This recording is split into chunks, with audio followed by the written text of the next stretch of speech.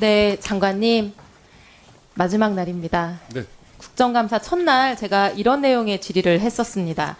양평고속도로 종점이 2번 변경됐는데 두 번째 변경할 때 원래 IC에 붙이기로 했던 종점을 대통령 처가 땅 쪽으로 옮겼다.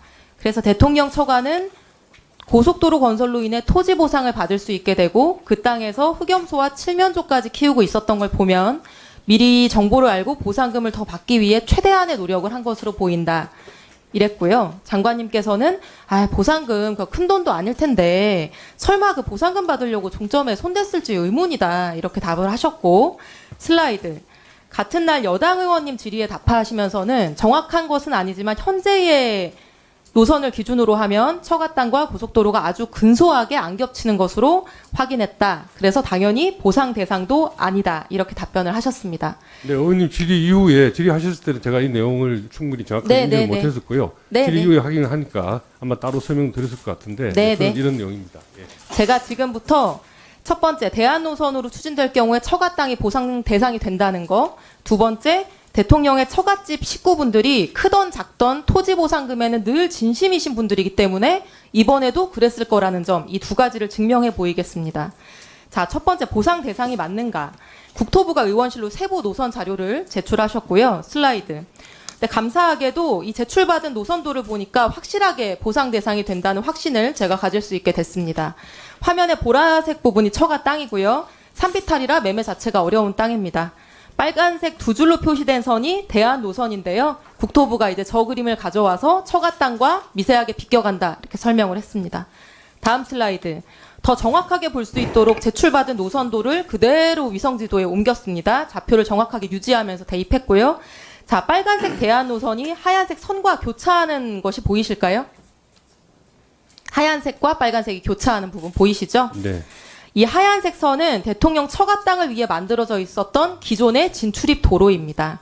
이 도로가 없으면 이 땅은 완전히 맹지가 되고요. 다음 슬라이드. 실제 사진으로 보여드리면은 저 빨간색 부분이 종점으로 연결되는 거고요. 당연히 바로 밑에 있는 작은 도로는 폐쇄되겠죠. 제가 국토부 실무진과 도로공사 실무진에 확인했을 때도 대안노선 신설되면 이 진출입로는 폐쇄될 것이다. 이런 답변을 받았습니다. 장관님, 이렇게 되면 다음에는 어떤 일이 발생하나요? 뭐 맹지라서 보상을 받는다 이런 말씀을 하실 의도이신 것 같은데요. 제가 알려드릴게요. 예, 슬라이드. 그리고, 예. 네, 일단 한번 보셔요. 토지보상법 74조. 일부가 수용됨으로 인해 종래의 목적으로 사용하는 것이 곤란해진 토지는 소유자가 매수 청구할 수 있다. 시행령 39조 1항 3호. 공익사업 시행으로 교통이 두절되어 사용이나 경작이 불가능해지면 매수 청구할 수 있다. 이렇게 되어 있고요. 이 도로 없어지면 맹지가 되는 처가 땅은 당연히 토지 수용을 청구할 수 있게 됩니다. 교통이 두절되니까요.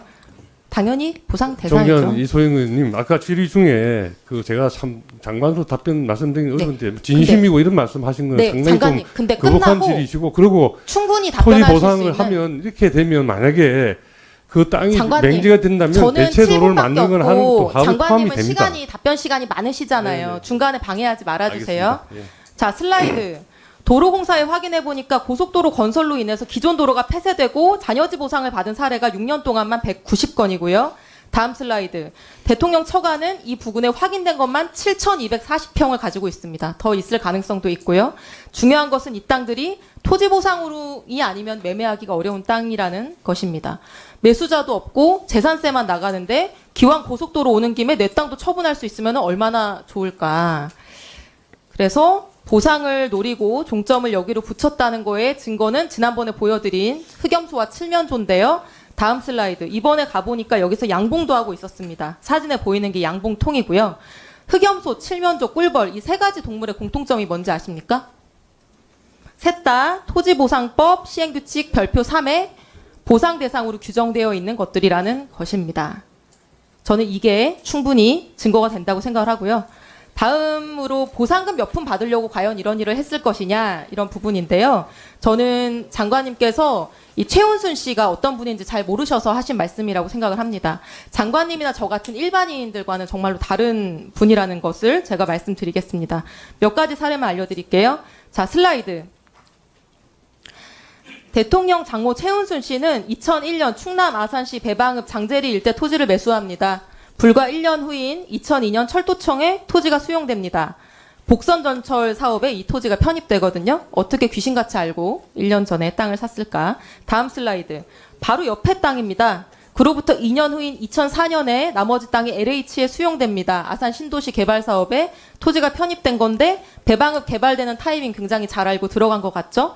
이때 LH한테 받은 토지 보상금 다음 슬라이드. 129억 원입니다. 토지 보상 사례는 양평군에도 있습니다. 다음 슬라이드. 지금 종점이 붙는 양평군 병산리의 다른 땅입니다.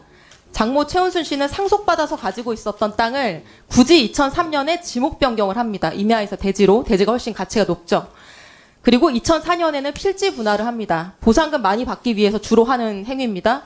그리고 나서 딱 바로 다음 해인 2005년에 국토부에 의해서 수용이 됩니다. 중부내륙고속도로 건설하면서 이 땅이 편입됐기 때문이죠. 최은순 씨는 보상받기 가장 좋은 컨디션에서 보상금을 받았는데 어떻게 미리 안 것처럼 이렇게 1, 2년 전에 작업을 했던 것인지 저는 매우 신기합니다. 저는 전문 용어로 이런 분들 선수라고 부른다고 생각을 하고요. 작은 보상금이라도 놓치지 않고 국가 SOC 사업이 진행될 때마다 엄청난 정보력으로 미리 움직여서 땅을 사거나 최적의 보상 컨디션으로 만들어서 보상금을 받고 그걸로 부자가 된 분들을 보상금 선수라고 합니다. 이래도 설마 푼돈 때문에 그랬을 거라고 생각하시나요? 예, 장관님 아직 30초 남았는데 장모 최은순 예. 씨는 과거에 국세청이 발표한 부동산 투기자 명단에도 이름을 올린 적이 있는 분이고 제가 앞서서 말씀드린 내용은 LH 도로공사 철도공단에 확인하시면 바로 알 수 있는 팩트입니다.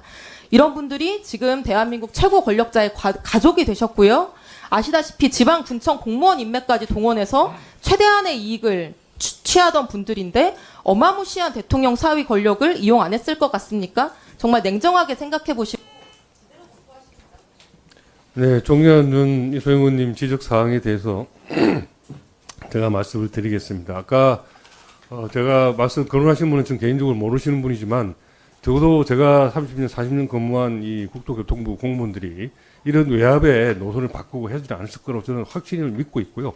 만약에 그런 일이 있었으면 지난해 전국을 떠들썩게 했던 양평 사건, 기간은 애도 다른 양평에 뜨거울 때 누군가가 나와서 뭘 이야기를 했을 텐데 그런 기록이 없지 않습니까? 다만 우리 총장 이소영 의원님께서는 하실 수 있는 상상력 또는 추론을 하시는 것일 뿐이지 객관적인 증거가 없다. 그리고 이거는 우리 수수히 누누이 발생했지만 우리가 도로공사를 할 때 설계하는 업체가 대안 노선을 찾도록 우리가 정해져 있는 이 과업지시서에 이미 교과서처럼 들어가 있습니다. 그리고 예타 제도가 29년인가 09년인가 생겼는데 그 예타 제도 이후에 총 24건의 사업에 대해서 노선 재검토가 설계 과정이 이루어져 가지고 그중에 무려 24건 중에 14건이 노선이 변경이 됐고요. 변경된 노선이 변경된 14건들의 평균 변경률이 무려 77%입니다. 그러니까 이 건이 그냥 어쩌다가 생긴 아주 예외적인 일이 아니고 설계하는 업체가 들어가서 정말 설계 기술자 입장에서 예타는 이코노미스트들이 하는 겁니다. 이코노미스트들이 그 숫자를 갖고 한 예타를 받아보고 엔지니어적인 입장에서 정말 들어가서 최적대한 노선을 찾도록 과업지시서에 되어 있고 그 과업지시서는 지난 정부에서 만든 겁니다. 그거에 따라서 정말 기술자적인 양심을 가지고 설계를 대안을 찾은 것이지 이런 일 때문에 찾아서 알았다라고 저는 개인적으로 확신을 하고요.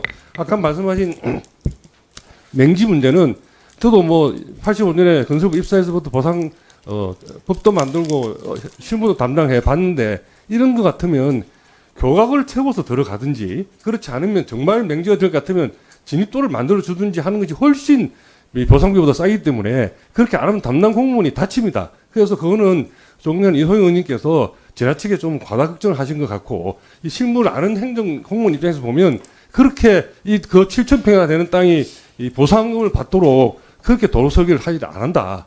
그렇게 말씀을 제가 드리겠습니다. 장관님 지금 말씀하신 내용들 작년에 원희룡 장관님께서도 다 똑같이 말씀하셨던 내용이 그것이 진실에 가까우니까 원장님도 이야기하고 저도 이야기하는 거 아니겠습니까? 다시 한번 자세히 보시면 좋겠고요. 그리고 이거 맹지인데 도로 추가로 개설해 준다고 하셨는데요. 제가 할 걸 대신해 좀. 저도 좀 해고 싶어요. 확인했습니다. 여기 무슨 도로를 만듭니까? 도각으로 연결하면 그 밑에 있는 땅에 어떻게 그 도로를 만들 수가 있겠어요? 구조적으로 안 되는 것인데. 객관적인 증거가 없다고 말씀하시는데 명태규 씨처럼 무슨 텔레그램 캡처라도 있으면 참 있습니다. 녹취록 텔레그램 캡처 외에 모든 증거가 집합하고 모든 정황이 떼어 맞춰지는데 자, 의원님 말씀대로 정황을 의원님. 끼워 맞추신 거 아닙니까? 알겠습니다. 이래가지고. 의원님,